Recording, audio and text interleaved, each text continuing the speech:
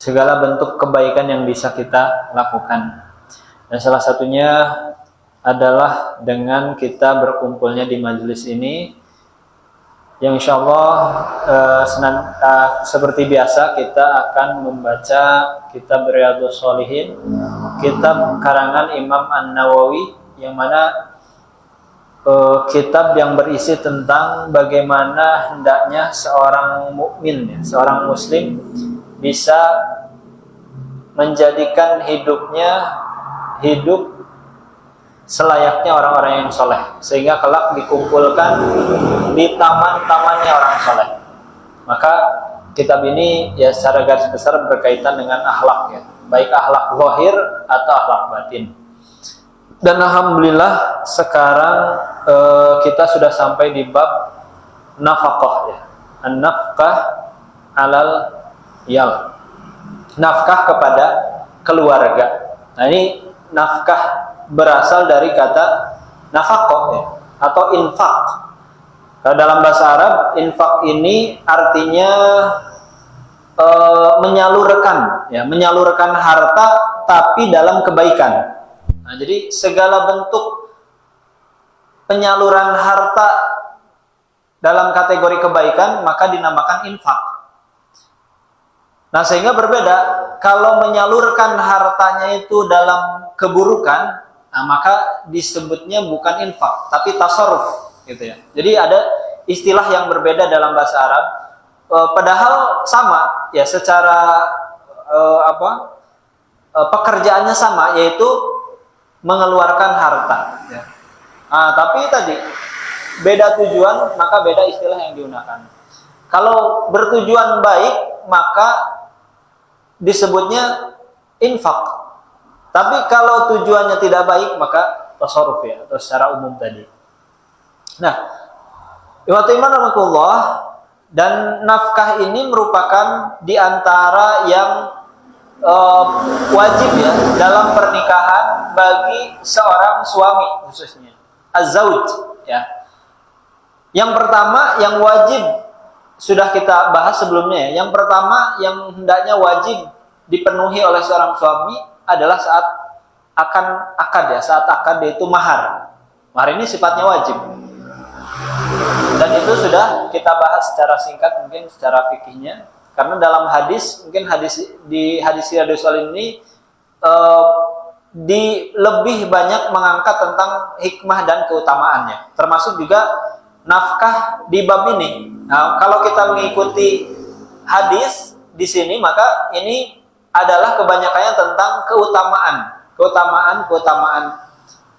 nafkah, ya. Maka mungkin nanti akan sedikit ditambahkan dari sisi fikihnya, agar kita juga memahami khususnya sebagai kepala keluarga, gitu ya. Nah, maka Imam seperti pada bab-bab sebelumnya, ya, Imam Nawawi memulai pembahasan hadis ini melalui pendekatan Al-Quran, ya, melalui dalil-dalil Al-Quran.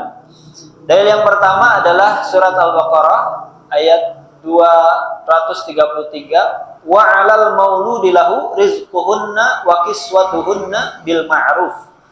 Ya, dan kewajiban kepala keluarga, ya, ayah di sini, yaitu memberi makan dan pakaian kepada para ibu dengan cara yang ma'ruf. Nah, jadi ini qat'i, ya. Dalilnya dalil qat'i bahwa nafkah yang harus diberikan, ya, oleh seorang kepala rumah tangga, ayah di sini, suami di sini, kepada istrinya itu, ini dalilnya qat'i dalam Al-Qur'an, yaitu dalil yang pasti, ya, tidak ada lagi yang diperselisihkan. Bahkan jika kita membaca juga dalam fikih, ini terlepas, ya, terlepas sekalipun, katanya, sekalipun pasangannya adalah bukan seorang muslimah, ya, meskipun kita juga dalam koridor bab pernikahan itu dilarang, ya, dilarang menikah dengan yang berbeda agama, gitu, baik secara agama ataupun secara negara. Di negara kita tidak diperkenankan. Tapi jikalaulah memang akhirnya terjadi, ya, bahwa seorang muslim, seorang laki-laki muslim menikah dengan seorang muslimah. Nah, bagaimana hukum kewajiban nafkahnya ini? Ya, dalam pandangan fikih Islam tadi. Ya, apakah masih tetap diberlakukan wajib atau karena dia bukan non muslim sehingga tidak wajib? Nah, maka dalam fikih sendiri itu dikatakan tetap wajib. Ya. Sekalipun pasangannya itu beda agama. Nah, inilah kesempurnaan hukum dalam Islam. Ya, tidak hanya mencakup dari penganutnya saja, seorang muslim saja, tapi juga sesiapa yang bertaamul, ya, berinteraksi, ya, ada dalam koridor Islam. Maka jika seorang non muslim, ya, perempuan non muslim menikah dengan muslim, itu hak dan kewajibannya juga dilindungi oleh Islam, termasuk juga dalam mendapatkan nafkah dari seorang suami yang muslim. Maka dalam agama Islam tetap seorang suami muslim itu diwajibkan memberi nafkah sekalipun kepada seorang istri yang non muslim. Nah, di ayat yang lain Allah berfirman, liyunfiq dzu sa'atin min sa'atih wa man qudira alaihi rizquhu falyunfiq mimma atahu Allah la yukallifullahu nafsan illa ma atah. Hendaklah orang yang mempunyai keluasan memberi nafkah menurut kemampuannya, dan orang yang terbatas rezekinya hendaklah memberi nafkah dari harta yang diberikan Allah Subhanahu wa taala kepadanya. Allah tidak membebani seorang melainkan sesuai dengan apa yang diberikan Allah kepadanya. Lalu di ayat yang lain, wa ma anfaqtum min syai'in fahuwa yukhlifuh wa huwa khairur raziqin. Dan apa saja yang kamu infakkan, maka Allah akan menggantinya. Dialah pemberi rezeki yang terbaik. Ya. Nah, wa rahmatullah, sebelum beralih kepada hadisnya, ya, sedikit tadi kita lihat atau kita mengetahui secara umum, karena nanti kalau secara terperinci itu sifatnya kondisional, ya. Nanti kondisi-kondisi seperti apa yang untuk tadi nafkah ini harus akan sangat bergantung dalam kondisi tertentu jika dirincikan. Tapi kita coba sedikit membahas secara konsep umumnya terlebih dahulu, ya, tentang nafkah ini. Pertama, sebab nafkah, ya. Apa yang menyebabkan seseorang itu wajib memberi nafkah? Nah, itu ada 3 sebab. Ya, di dalam fikih ada 3 sebab. Pertama adalah karena nasab, ya. Yang kedua karena kepemilikan, ya. Yang ketiga karena pernikahan, ya. Nah, nasab ini ada aslu, ada furu', gitu, ya. Al-usul, aslu atau usul. Usul itu meliputi siapa? Meliputi seperti halnya ayah, ya, ibu, kakek, nenek ke atas. Yang furu' itu anak laki-laki, anak perempuan, dan sebagainya. Nah, itu semuanya adalah dalam kategori nafkah. Nah, tapi nanti ada perinciannya sebetulnya, ya. Apakah seorang anak, kalau orang tua jelas, ya, kalau orang tua sejauh mana dia wajib menafkahi anaknya. Nah, kalau dia punya anak laki-laki, maka wajib diberi nafkah sampai dia balik. Kebanyakannya mungkin kalau di zaman kita sekarang, yang sudah balik itu kan belum bekerja, ya, masih SMA mungkin. Nah, maka jikalau kita masih memberikan uang jajan, memberikan kecukupan, ya, itu sedekah, ya. Tapi nanti ada, sekali lagi ada perincian, ya, karena seperti halnya nanti ada sebetulnya, mungkin sedikit disinggung, ya, karena kalau kita bahas secara terperinci panjang, tentu membutuhkan waktu. Saya mungkin secara garis besar. Lalu kalau dia punya anak perempuan, kapan wajib menafkahi? Sampai dia punya suami, ya, sehingga beralih kewajiban itu kepada suaminya. Itu secara umumnya. Lalu apakah seorang anak wajib menafkahi orang tua? Nah, ini yang ada dalam beberapa keadaan. Ya, paling tidak secara garis besar 3 keadaan. Kalau orang tuanya memang ajiz, ya, yaitu memang terbatas kemampuannya untuk dia bisa masih mencari kecukupan untuk dirinya sendiri, maka seorang anak juga wajib, ya. Lalu dia ada kondisi kalau orang tua masih cukup dan bisa memenuhi nafkahnya sendiri, maka itu tidak dikenakan kewajiban itu kepada anaknya. Nah, nanti ada bila mana orang tuanya merupakan seorang yang memang anak atau orang tua. Kalau anak ya berarti tadi orang tua punya kewajiban. Kalau anaknya ini seorang penuntut ilmu syar'i dikatakan ya, maka orang tua juga masih punya kewajiban untuk menafkahinya sekalipun dia sudah balik. Begitupun sebaliknya, bisa jadi orang tuanya. Nah, orang tuanya merupakan pendakwah contohnya, ataupun tadi ya mengajar yang memang ilmu syar'i, ataupun dia masih status pelajar ilmu syar'i. Maka juga tadi kewajiban itu juga dikenakan kepada anaknya. Ya. Nah, sehingga ada berbagai macam kondisi lagi. Ya, khususnya mungkin nanti untuk bagaimana kalau kondisinya sepertinya perempuan. Ya. Nah, ini memang yang kalau perempuan itu ya sudah jelas ya, ibu ini menjadi kewajiban bagi suami, kalau tidak ada ya tadi menjadi anak yang laki-laki ya, dan seterusnya. Nah, itu pertama nasab ya. Ada yang usul, ada yang furu'. Lalu ada kepemilikan. Nah, ini kepemilikan itu berkaitan dengan dua hal. Kalau dulu mungkin ada bahasan milkul amat ya, milkul atau budak. Nah, kalau zaman dulu itu ada yang namanya kepemilikan budak. Ini bukan berarti Islam itu yang menyetujui agama perbudakan. Kita harus memahami juga terkadang banyak sekali dalam fikih dibahas tentang budak ya. Seolah-olah bahwa Islam itu menyetujui perbudakan. Nah, perlu diketahui bahwa sebetulnya Islamlah yang berusaha untuk membebaskan perbudakan. Jadi kalau kita membaca sejarah Islam, fikih Islam, maka kita akan menemukan bagaimana motivasi besar seseorang itu untuk membebaskan seorang budak. Ya. Jadi bahkan seperti halnya kafarat, melanggar sumpah. Salah satu untuk menebusnya adalah apa? Memerdekakan budak. Dalam artian apa? Islam itu sebetulnya dengan kondisi yang sangat kuat ketika dulu dengan perbudakannya, maka justru Islam hadir untuk memotivasi menghilangkan perbudakan itu. Ya, bahkan diatur supaya tidak kebablasan seperti yang sudah terjadi di zaman jahiliyah. Ya, budak itu.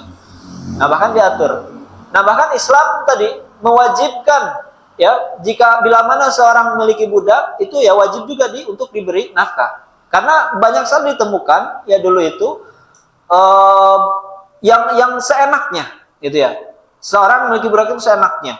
Ya, budak tidak diberi makan, tidak diberikan yang layak dan sebagainya. Padahal itu ketika Islam datang itu diatur ya. Nah, yang kedua adalah kepemilikan hewan ternak. Nah, jadi Bapak ini jangan disangka bahwa kita memelihara hewan ternak itu hanya tidak ada hak dan kewajibannya. Ya, bahkan ini termasuk juga nafkah yang wajib dikeluarkan ketika kita punya hewan ternak. Ya, karena tadi Islam sangat menjaga hak-hak bukan saja hanya seorang muslim, bahkan tadi non muslim ataupun bahkan juga makhluk hidup gitu ya, yang muhtaram. Nah, salah satunya adalah hewan ternak. Ya, sehingga berdosa tentunya ya jika seorang yang punya ternak dan dia tidak menunaikan nafkah terhadap hewan ternaknya itu. Dengan apa? Tidak diberi. Ya, nafkah itu kan secara garis besar meliputi sandang dan pangan, ya. Bahkan juga tempat. Nah, gitu. Jadi bahkan Sayyidina Umar kita ketahui dalam hadis ya dikatakan athar ya. Sayyidina Umar menegur marah besar ketika melihat ada seekor unta atau keledai ya yang diberi beban melebihi dari kapasitasnya ya sampai sempoyongan. Nah, itu menunjukkan bahwa bagaimana Islam itu menjaga hak-hak makhluk hidup tersendiri. Termasuk salah satunya adalah nafkah tadi. Ya, nafkah terhadap hewan ternak itu wajib bagi seseorang yang punya hewan ternak. Maka harus diberi pangan, ya, makannya, diberi tempatnya yang layak dan baik. Ya, bahkan kemarin juga kita saat kurban gitu ya, salah satu adab dalam berkurban itu ya bagaimana tidak diperlihatkan ya ketika disembelih terhadap hewan yang lain dan sebagainya. Nah, Itu secara garis besar ya, sebab seseorang diwajibkan nafkah ya. Tadi mungkin bukan nasab tapi lebih tepatnya korobah ya, kekerabatan. Jadi kalau nasab jadi kekerabatan mungkin lebih tepatnya ya. Nah, tadi kekerabatan itu saya ulang mungkin ya, yang kekerabatan itu mencakup dari yang kerabat usul ya atau asli, yaitu ayah, kakek ya, ibu, nenek dan ke atas ya. Nah, maka tadi punya kewajiban seperti tadi yang sedikit saya jelaskan. Dan furu' itu merupakan anak laki-laki, anak perempuan dan cucu ya, cucu laki-laki, cucu perempuan ke bawahnya. Ya. Nah, tadi kalau berkaitan dengan kondisi, nanti ada berbagai kondisi yang menyebabkan adanya. Sekarang perbedaan dikenakan kewajiban nafkah itu ya. Nah, hal lain juga mungkin yang sekarang bagaimana contohnya bila mana seorang suami itu tidak bisa mencukupi nafkah daripada istri ya untuk istrinya. Nah, bagaimana sikap istri? Dalam agama Islam, dalam fikih tentunya, itu ada dua sikap yang bisa dipilih oleh seorang istri katanya, menurut para ulama ya. Pertama, ya bila mana seorang suami tidak cukup menafkahi, mungkin bisa jadi tidak cukup atau bahkan tidak bisa menafkahi. Maka dua hal yang bisa dipilih oleh seorang istri, yaitu mencukupkan diri ya dengan usahanya sendiri. Artinya dia masih sanggup berusaha dan ternyata memang justru bisa berpendapatan, berpenghasilan dan bisa mencukupi diri, lalu bersabar atas kefakiran suami, itu pertama. Ya, kedua, bisa menjadi sebab untuk fasakh ya dalam Islam, dalam fikih itu. Yaitu fasakh itu meminta atau mengajukan untuk pisah. Ya. Nah, ini dua cara yang bisa dipilih bila mana seorang perempuan menemukan mungkin tadi ya pasangannya tidak cukup memenuhi daripada kebutuhannya ya. Nah, tapi yang sekarang yang jadi masalah, sejauh apa ya atau sebanyak apa nih kebutuhan yang harus dipenuhi. Nah, bahkan di dalam para ahli fikih ya seperti halnya Imam Mazhab itu berbeda pendapat. Nah, yang paling ringan itu adalah mungkin Imam Syafi'i ya, berpendapat bahwa dengan kadar kecukupan. Nah, kadar kecukupan. Bahkan dan Imam Syafi'i itu menyebutkan ya setidaknya sehari mungkin hitungannya 2 mud ya. Nah, 2 mud itu berapa mungkin? Bisa dihitung, nanti kita bisa konversi. Yang jelas ketika dia dicukupkan makan gitu ya. Pakaian tidak harus mewah, tidak harus banyak, tidak harus, selama itu cukup, yaitu sudah memenuhi. Nah, masalahnya sekarang di zaman kita sekarang ini karena khususnya mungkin ya para ibu-ibu, para remaja dicocoki dengan apa? Dengan media sosial. Nah, sehingga apa? Punya standar yang terlalu tinggi dalam hal nafkah ini. Ya, wah katanya saya mah dinafkahi sebulannya harus sekian puluh juta gitu ya, sekian ratus juta mungkin ya, sekian banyak. Ya, karena merasa sekarang orang kan memperlihatkan demi apa? Demi konten dan sebagainya ya, kemewahan dan sebagainya. Padahal hakikatnya banyak juga yang ternyata hanya nyewa ya gitu. Seperti punya rumah, wah seperti belanja setiap ini dan sebagainya, ternyata semua hanya tapi orang awam kebanyakannya menganggap bahwa itulah gaya hidup yang harus diikuti. Ya, sehingga dia punya tuntutan lebih. Nah, para istri itu punya tuntutan lebih dari kadar kewajiban tadi ya. Nah, sehingga ini banyak yang menjadi masalah dalam keluarga itu sekarang itu. Ya, karena banyak dipengaruhi tadi media sosial sehingga menuntut lebih daripada kewajiban. Ya. Nah, padahal Imam Syafi'i sudah meringankan tadi ya. Kewajiban yang harus dipenuhi itu kadar kecukupan. Nah, ini beda-beda mungkin ya, adatnya beda-beda. Bisa jadi contohnya mungkin seperti sekarang UMR tiap daerah itu beda, ya. Nah maka hak seperti itu. Jadi kadar kecukupan juga bisa jadi beda-beda, ya di dalam di daerah gitu. Nah tapi secara garis besar apa yang harus ditunaikan itu menurut Imam Syafi'i adalah kadar kecukupan tadi ya. Ya tidak terdefinisikan harus berapanya, tapi Imam Syafi'i juga berpendapat para pengikutnya itu mungkin sekitar 2 mud katanya gitu ya sehari. Mungkin nanti bisa di share Bapak-bapak ya. Dikonversi 2 mud itu berapa? Ya. Nah, apa saja? Nah, ini sekarang macam-macam nafkah. Apa saja sih yang harus dipenuhi? Pertama, to'am awil adam, ya. Makanan atau lauk katanya gitu ya. Nah, tentu jika kita membahas tentang perincian banyak, ya perinciannya ada tentang makan dan idam ya, idam atau adam ini atau lauk tadi. Kedua kiswah ya, yaitu pakaian. Ya. Nah, kadar batasannya pakaian itu ya tentu bagaimana bisa menutupi aurat. Nah, gitu ya. Lalu apa maskan? Nah, maskan ini tempat tinggal ya. Yajibu 'ala zauj, ya, wajib bagi seorang ya untuk memberikan tempat tinggal. Terlepas tadi ya, tempat tinggalnya apakah harus beli, apakah harus sewa, apakah harus ikut dan sebagainya, tapi menjadi sebuah kewajiban ya bagi seorang suami untuk menjadikan tempat tinggal. Terlepas nanti kalau ternyata memang istrinya punya tempat terlebih dahulu, jangan terlebih dahulu ya berarti tadi itu adalah sedekah dari istri gitu ya. Nah bahkan juga dalam fikih itu harus juga salah satu dari nafkah itu alatut tanzif katanya. Alatut tanzif ini peralatan kebersihan gitu ya, seperti halnya sabun, ya, sampo dan sebagainya.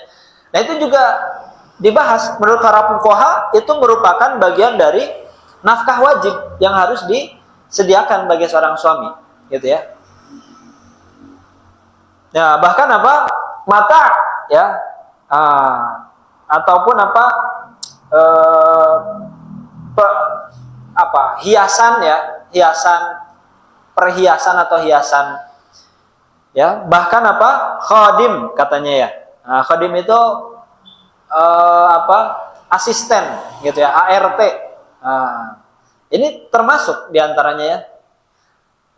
Sehingga sehingga bila mana tidak bisa menyediakan seorang asisten rumah tangga, ya berarti seorang suami seharusnya punya kewajiban juga dalam mengurusi rumah tangga tersebut. Artinya seperti yang Rasulullah pun kan mencontohkan ya, bagaimana membantu memasak, mencuci contohnya dan sebagainya. Tapi ya alhamdulillah mungkin di kita kulturnya ya wanita ini lebih legowo untuk mengerjakan banyak pekerjaan rumah yang sebetulnya harusnya itu menjadi bagian kita juga Bapak ya.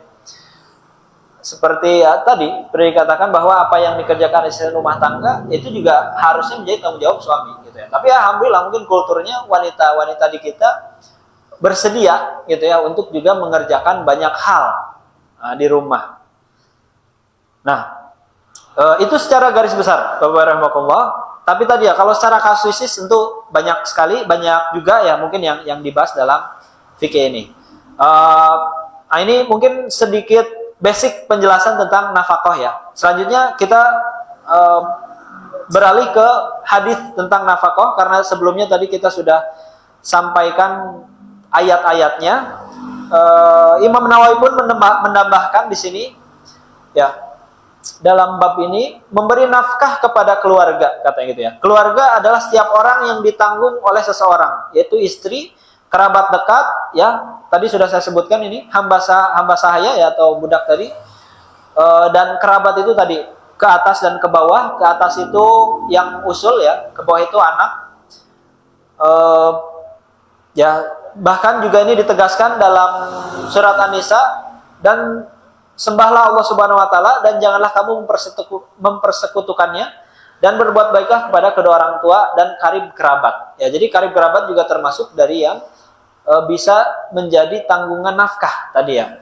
Nah, tapi tadi sekali lagi ada kondisi-kondisi tertentu ya, sepertinya tadi orang tua, apakah orang tuanya masih sanggup, apakah memang kurang, apakah memang keterbatasan, ajiz tadi ya. Nah, itu ada kondisi-kondisi tertentu. Ya. Dan juga di sini ya Imam Nawawi menjelaskan, tapi kewajiban nafkah ini dengan beberapa syarat katanya. Jadi tidak mutlak, sehingga seolah-olah tadi itu tidak dilihat dari aspek kemampuannya. Nah, tentu ada ya. Di antaranya nih, hendaknya orang yang menafkahi ini memiliki kemampuan. Nah, kalau tidak mampu, maka ya tidak wajib menafkahi. Ya. Tapi tadi ada konsekuensi. Jika suami akhirnya tidak punya kemampuan untuk menafkahi, ya istri punya hak ya untuk mengajukan pisah sepertinya gitu ya. Ataupun tadi kalau memang istrinya bersabar, maka dia berhak ataupun dia lebih mencukupkan diri. Itu pun tidak masalah selama jika memang istrinya berkelapangan hati ya. Lalu orang yang dinafkahi tidak mampu menafkahi dirinya sendiri. Jika ia mampu menafkahi dirinya sendiri, maka hal itu lebih baik ya. Tidak wajib bagi seorang untuk menafkahinya karena ia berkecukupan, maka ia tidak wajib menafkahi. Nah, ini sebetulnya tadi seperti perincian tadi ya. Apakah seorang orang tua wajib dinafkahi tadi dengan kondisi tertentu ya. Kalau orang tua masih cukup, maka anak tidak punya kewajiban. Tapi kalau orang tua kurang, maka anak punya kewajiban. Ya, hendaknya orang yang menafkahi itu termasuk ahli waris orang yang dinafkahi ya. Sebagaimana firman Allah, ini afdoliyah ya, keutamaan. Nah, itu 3 syarat tadi ya, yaitu punya kemampuan, dia yang dinafkahinya itu juga tidak punya kemampuan untuk menafkahi diri ya. Kalau punya kemampuan ya kita tidak wajib menafkahi ya, kecuali tadi ya istri, karena ada 3 kategori tadi sebab nafkah ya. Yang kerabat ini syaratnya adalah yang kerabatnya itu tidak punya kemampuan untuk memenuhi nafkahnya sendiri. Nah, maka kita punya kewajiban. Tapi kalau untuk istri dan juga kepemilikan tadi, maka itu kita mutlak ya harus memberikan nafkah. Bahkan sekalipun istri itu tadi punya kemampuan, ya bahkan mungkin gajinya lebih besar, bisa jadi ya, kedudukannya lebih tinggi. Tapi seorang suami tetap punya kewajiban gitu ya untuk memberikan nafkah. Tapi kalau untuk kerabat, nah maka tadi kalau dengan syarat 3 hal tadi ya.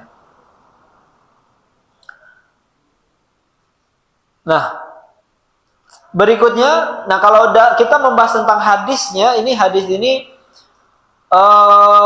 lebih banyak membahas tentang keutamaannya ya. Motivasi agar kita tidak lebih ikhlas ya dalam memberi nafkah gitu, agar kita lebih rela dan termotivasi ya.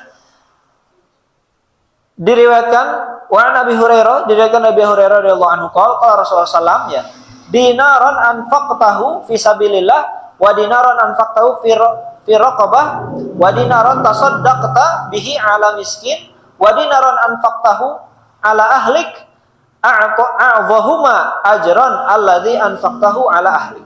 Nah, dari Abu Hurairah radhiyallahu an, Rasulullah SAW bersabda, 1 dinar yang kamu infakkan di jalan Allah, 1 dinar yang kamu infakkan untuk memerdekakan hamba atau budak, 1 dinar yang kamu berikan kepada orang miskin, 1 dinar yang kamu infakkan kepada keluargamu, mana yang paling besar? Nah, kata Rasulullah, maka yang paling besar pahalanya adalah 1 dinar yang diberikan kepada keluarga. Nah, ini terkadang kita ya supaya ingin terlihat dermawankah atau terpandangkah, terkadang kita memprioritaskan memberi kepada orang lain ya, tapi lupa kepada keluarga terdekat. Padahal tadi prioritasnya adalah lihat keluarga terdekat dulu ya. Bahkan itu secara pahala lebih besar daripada 1 dinar yang diinfakkan di jalan Allah Subhanahu wa taala. Nah, ini sering ada pertanyaan juga gitu ya. Pernah ada yang bertanya pada saya juga, bagaimana Ustaz katanya dengan kondisi sekarang yang kita hadapi kan bagaimana saudara-saudara kita di Gaza, saudara-saudara kita di tempat-tempat yang terkena dampak konflik ya.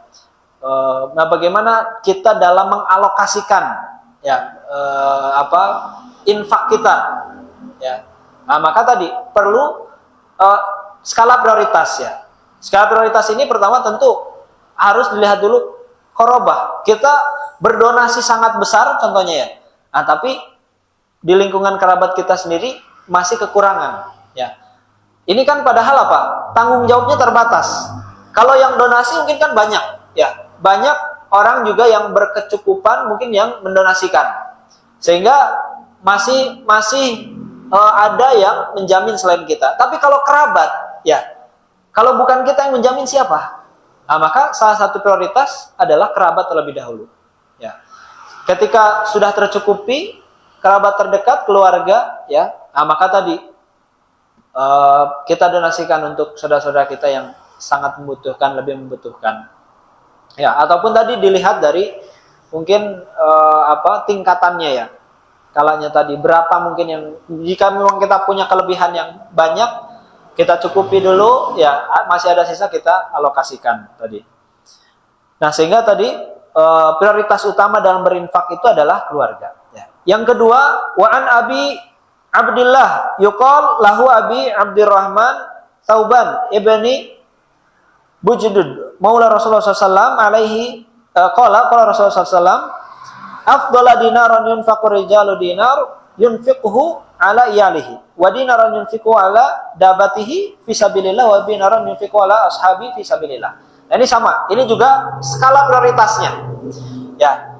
Jadi Rasulullah SAW bersabda skala prioritas dalam berinfak. Dinar yang paling utama yang dinafkahkan seseorang pertama adalah kepada keluarga.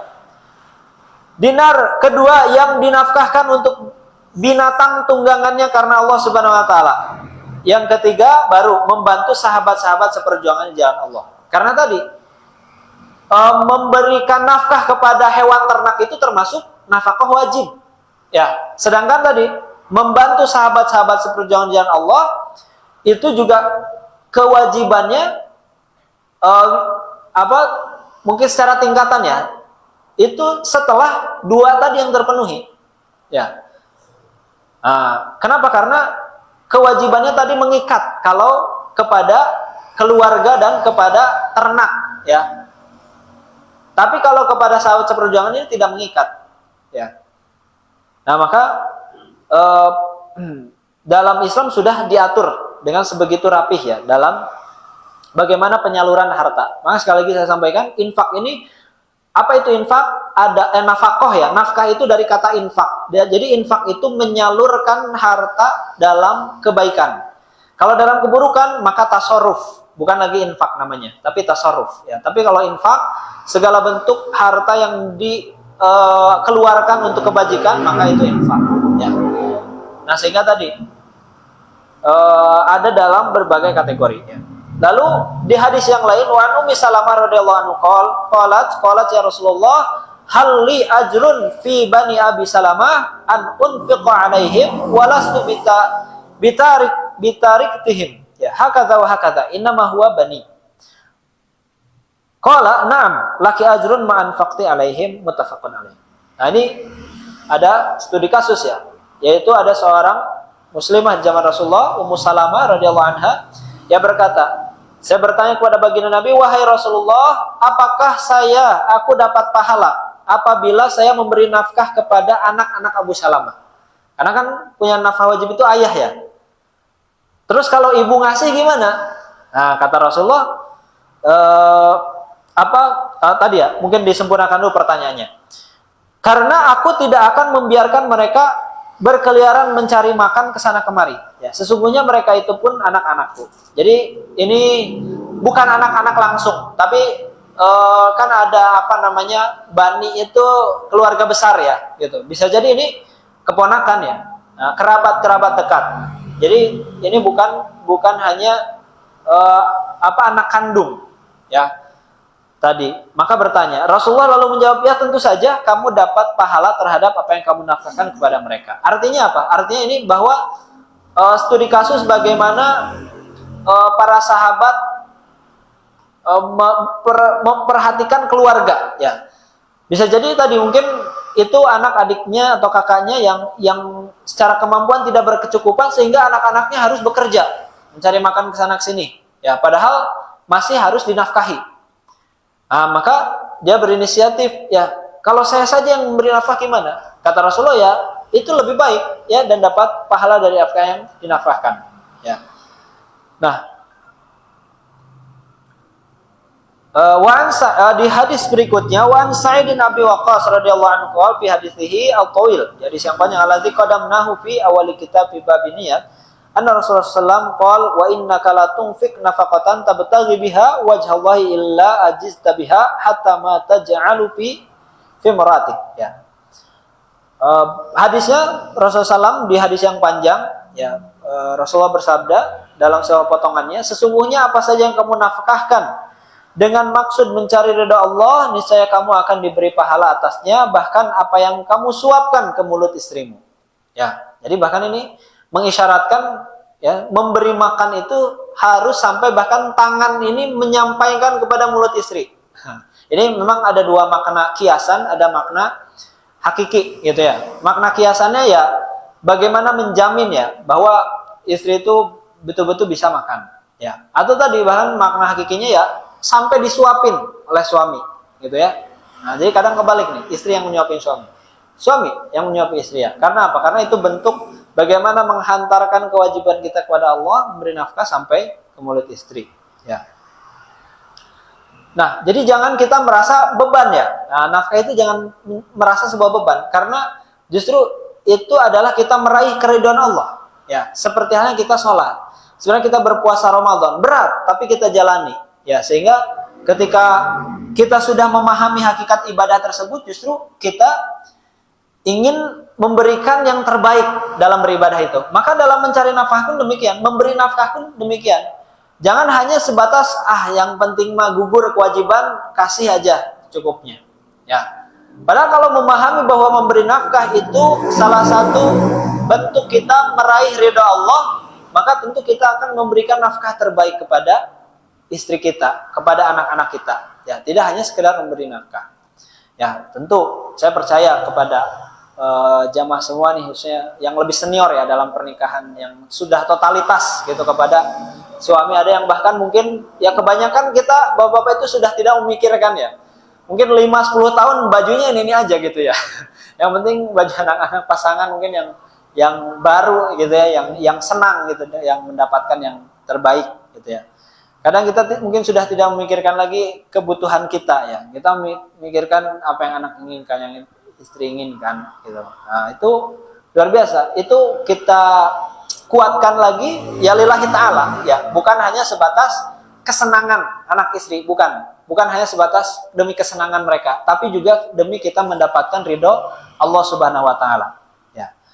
Lalu di hadis berikutnya, Nabi Mas'ud Al-Badri radhiyallahu anhu, ani Nabi sallallahu alaihi wasallam qaal, "Idza anfaqa rajulun ala ahlihi nafaqatan yahtasibuha fahiya lahu shadaqah." Apabila seorang menafkahkan harta untuk keperluan keluarganya dengan berharap pahala di sisi Allah, maka pemberian itu menjadi sedekah baginya, ya. Artinya setiap apa yang kita berikan kepada keluarga, insya Allah itu menjadi tabungan pahala, ya, di sisi Allah Subhanahu wa taala, menjadi sedekah yang besar di sisi Allah Subhanahu wa taala. Ya, jadi jangan menganggap sekali lagi nafkah hanya sebatas menggugurkan kewajiban, tapi juga itu merupakan tabungan amal baik kita di sisi Allah Subhanahu wa taala. Sehingga jangan merasa nyaah gitu, ya, sayang untuk memberikan nafkah terbaik terhadap istri, anak atau kerabat tadi, ya. Kita lihat kerabat kita tadi mungkin seperti kasusnya seperti sahabiah tadi, ya. Kesulitan, maka kita bantu, ya. Dengan mengharap ridha Allah Subhanahu wa taala, ya. Ya tadi mungkin dengan sekarang ini kan luar biasa gitu, ya. Di antara kita mungkin banyak yang sudah, bahkan kalau di barat sana, ya, karena tidak ada aturan khusus yang mengikat gitu, ya, dalam hal ranah kerabat ini, ya, sudah masing-masing, ya. Bahkan banyak orang tua yang terlantar akhirnya, ya, oleh anak-anaknya, sehingga mungkin lebih milih untuk diserahkan di barat itu banyak sekali. Kalau di kita mungkin pati jompo ya. Kenapa? Karena tadi anak tidak merasa punya kewajiban untuk merawat orang tua. Tapi kalau kita lihat, kita pernah membaca ya, mungkin di kabar berita Muslim ya di Arab sana itu sampai berebutan ingin merawat ayah dan ibunya yang sudah tidak muda lagi, gitu ya. Kenapa ya? Karena selama orang tua kita masih hidup, artinya mereka dua adalah tiket surga bagi kita semua. Jadi saling berebutan. Nah, inilah indahnya Islam ya. Maka masing-masing punya tanggung jawab secara agama, secara sosial ya, sehingga tidak ada yang terlantarkan. Gitu. Oleh karena itu, jika kita punya anak sekarang, maka kita didik dengan baik supaya nanti itu menjadi investasi juga untuk kita ketika kita sudah dewasa ya, sudah menjadi orang tua, sudah menjadi sepuh, agar anak-anak itu juga memahami bagaimana kewajiban dalam merawat orang tua. Nah, lalu berikutnya dari Abdullah bin Amr bin As radhiyallahu anhu ya, ini sebaliknya radhiyallahu anhu, kafa bil mar'i itsman an yudayyi'a man yaqut. Ya, hadisun sahih. Cukuplah seorang dianggap berdosa apabila menyia-nyiakan orang yang harus diberi nafkah. Ya, ini mafhum mukhalafahnya. Kalau tadi seorang yang dikasih nafkah itu mendapatkan pahala di sisi Allah Subhanahu wa taala, maka jika disia-siakan orang yang harus diberi nafkah itu, maka itu juga mendapatkan dosa di sisi Allah. Ya, karena tadi wajib itu kan dalam usul fiqh ma yuthabu ala fi'lihi wa yu'aqibu ala tarkihi. Nah, wajib itu apa? Apa-apa yang diberi pahala bagi yang melaksanakan dan berdosa bagi yang ditinggalkan. Nah, nanti sebetulnya sekali lagi ada perinciannya jika dalam fikih Bapak rahimahullah, batasnya seperti apa nih? Karena nanti contoh ada istri yang seperti apa yang tidak wajib dinafkahi. Nah, salah satunya kategorinya adalah istri yang nusyuz. Ya, yang nusyuz itu sudah tidak terkategori yang wajib dinafkahi. Ya. Terus juga nanti apakah yang talak 1, talak 2 atau talak 3 bagaimana status nafkahnya? Nah, sebenarnya ada juga sama ya dalam fikih Islam itu. Namun sekali lagi itu mungkin dalam kategori fikih ada perincian tersendiri. Ya. Nah, di hadis berikutnya Nabi Hurairah radhiyallahu anhu Nabi sallallahu alaihi wasallam qaal ma min yaumin yudhihu ibadah fihi illa malakan yanzilan fayaqulu ahaduhuma Allahumma atim munfiqan khalafan wa yaqulu al-akhar Allahumma atim mumsikan talafan. Muttafaqun alaih. Nah, ini luar biasa. Ini motivasi kita untuk bersemangat memberi nafkah dan bersemangat berdoa. Yaitu apa? Di sini dikatakan Allah Subhanahu wa taala, Rasulullah SAW bersabda, tiada pagi yang dilewati seorang hamba. Nah, ini setiap pagi itu katanya ada 2 malaikat yang turun. Ya. Satu malaikat berdoa, ya Allah, berikanlah pengganti bagi siapkah yang menafkahkan hartanya. Dan malaikat lain berdoa, ya Allah, berikanlah kebinasaan bagi orang yang kikir. Nah, kita pilih. Ya, jadi jangan merasa rugi. Apalagi orang yang memberi nafkah itu tadi ya, didoakan malaikat. Siapa itu malaikat? Makhluk Allah yang tidak pernah berbuat dosa. Artinya makhluk Allah yang mustajab doanya. Ya. Kan salah satu penghalang dosa adalah penghalang doa itu dosa. Lalu apa penghalang malaikat dengan Allah? Karena mereka tidak berdosa. Ya. Sehingga apa? Sehingga tadi setiap pagi orang yang memberi nafkah kepada keluarganya itu didoakan oleh malaikat dengan supaya diganti apa yang dinafkahnya itu dengan yang lebih baik. Dan digantinya bisa dalam bentuk materi kembali, bisa dalam bentuk keberkahan hidup, bisa dalam bentuk nanti keselamatan di akhirat. Maka tidak akan pernah ada yang rugi, ya sepeser pun apa yang dinafkahkan oleh seorang hamba kepada keluarganya atau kepada siapa yang menjadi wajib nafkahnya. Ya, nah sehingga tadi, ya jika kita memahami ini, maka nafkah hanya bukan sekedar menggugurkan kewajiban saja, gitu ya. Nah, di hadis yang lain Rasulullah SAW bersabda, ya, al-yadul ulya khairu min yadis sufla wal bada'u biman ta'ul, ya. Wa khairu sadaqah makana an dhahri ghinni wa man yasta'fif yu'affifullah wa man yastaghni yughnillah, rawahu Bukhari. Bagi Nabi sabda, tangan yang berada di atas, ya, yang memberi itu lebih baik daripada tangan yang di bawah yang menerima. Dahulukanlah orang yang menjadi tanggunganmu. Nah, ini sekali lagi, dahulukan orang yang menjadi tanggunganmu. Ya, terkadang sekarang apa? Nah, ini mohon maaf nih, mungkin di media sosial ya ada ya insya Allah tidak ada mungkin di karangan jamaah semua ini, mungkin orang-orang yang hidup hedon ya di kota sana dan sebagainya. Katanya apa? Kalau memberi ke keluarganya secukupnya. Nah, tapi kalau memberi tip gitu ya, tip itu ya bonus kepada sesiapa yang bukan kewajibannya. Ya, apalagi yang mungkin bukan dalam hal yang baik, wah itu lebih besar gitu ya. Nah, ini kan menjadi suatu hal yang masalah gitu ya. Padahal Rasulullah tadi, dahulukan orang yang menjadi tanggunganmu. Sebaik-baik sedekah adalah sedekah yang diberikan oleh orang yang punya kecukupan. Barang siapa menjaga kehormatan dirinya, maksudnya tidak meminta-minta ya, maka Allah akan menjaga kehormatannya. Dan barang siapa yang merasa dirinya cukup, maka Allah akan mencukupkannya. Ya. Jadi beruntung, Bapak rahimahullah, kalau apa? Kalau orang melihat kita tuh kayaknya punya uang terus gitu. Padahal mah seringnya bokeh gitu. Artinya apa? Artinya kita bisa menjaga diri dari orang, ya.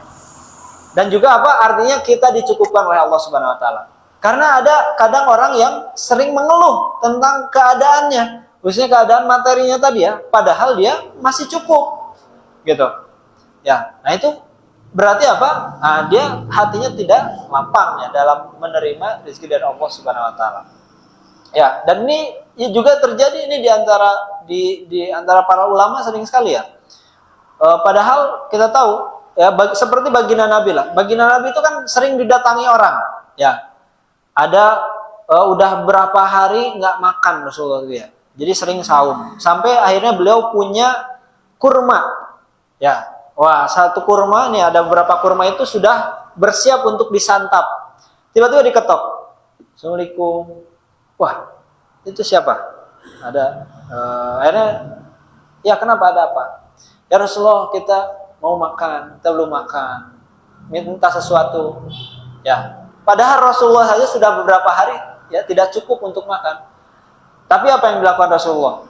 Akhirnya tadi ya, kurma yang hendaknya dimakan, yang apa dimakan disantap, yang padahal sudah beberapa hari tidak makan yang layak gitu ya, akhirnya diberikan ya. Nah, itu kan artinya Rasulullah menjaga diri ya, sehingga orang-orang menyangka wah Rasulullah pasti punya, pasti cukup gitu ya, padahal juga sama ya.